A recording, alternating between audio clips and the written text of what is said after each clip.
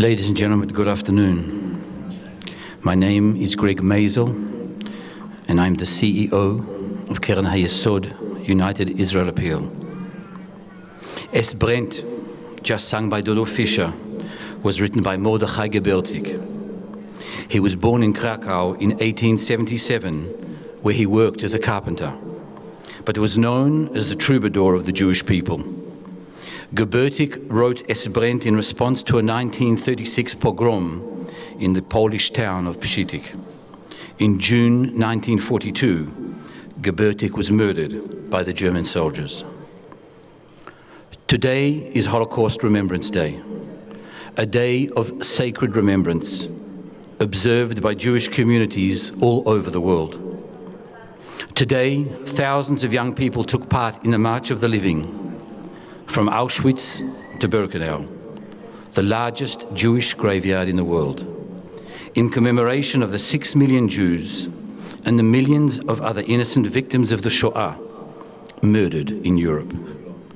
Our young people today were joined on the march by over 60 survivors who continue to inspire us every day with their courage, their resilience, their faith, and their hope. This year's march has been named the Joseph Wolf March of the Living, after Holocaust survivor and philanthropist Joseph Wolf, Zichrono Livracha, the first North American chairman of the March of the Living. Please turn your attention to two short video messages addressed to the March of the Living.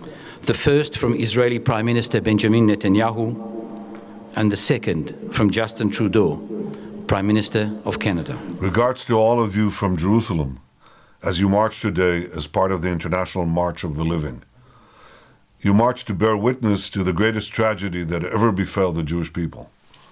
In Birkenau, you hear, you see, and you feel the actual place where this horrific slaughter took place. The Holocaust occurred decades ago, but its lessons are more relevant than ever. Evil is real. It must always be confronted, early, decisively. I commend the 12 ministers of education who are present today, because educating future generations is an absolutely critical message to prevent future mass killings. The Jewish people will never forget our worst tragedy.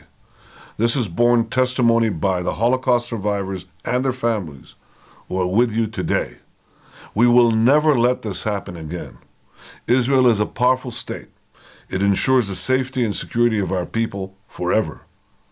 I hope to see you all in Israel very soon. You'll be welcomed as great friends. Hello, my friends. Bonjour à tous. This past July, I was privileged to walk the grounds of Auschwitz with Nate Leipziger.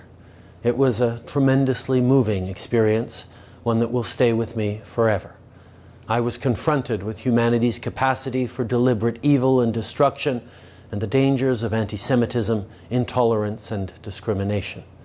Over the next several days, you will bear witness to these heartbreaking realities of the past. As the years go by and Holocaust survivors become fewer, our task becomes greater. We recently lost Elie Wiesel, who worked tirelessly to make sure we never forgot the horrors of the Holocaust. But we continue his fight against hatred and bigotry and work toward a world that goes beyond simple tolerance and learns to love its differences. Merci d'être ici aujourd'hui et d'assumer cette responsabilité si importante. Je marche à vos côtés, même si je ne peux pas être là en personne.